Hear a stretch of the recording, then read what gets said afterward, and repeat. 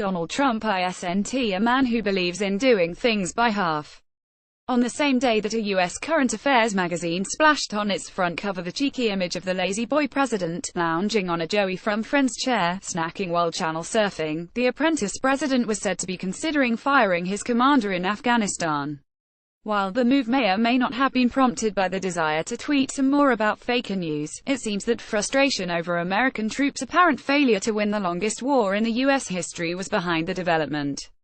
This is not the time for Trump to show himself to be a man of action. It is time for him to try emphasize the guise of man of strategy. Meaning that a change of guard is hardly going to turn the tide against a resurgent Taliban and an emerging ISIS. Especially given that the former has been described on and off for the last 16 years as resurging. However, what this does represent is good news for Pakistan. Or slight vindication at the very least. For it was just last month that Washington moved to withhold coalition support funds reimbursements, while also slashing scheduled repayments for the next year. The reason being that Pakistan is doing insufficient to crack down on the Haqqani network within its borders.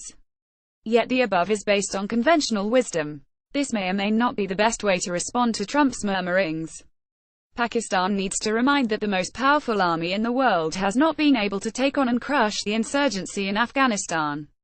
Some think tanks in the US have acknowledged that the Taliban may not be up for negotiations given that they control more of the country, 60% by some estimates, than at any time since the Afghans were promised liberation and enduring freedom by George W. Bush.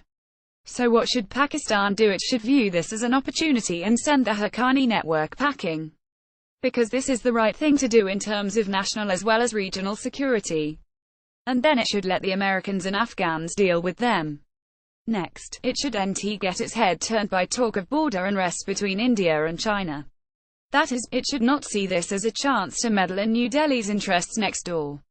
If anything, we should be calling for peace in the region, as we cannot be embroiled in yet another regional conflict.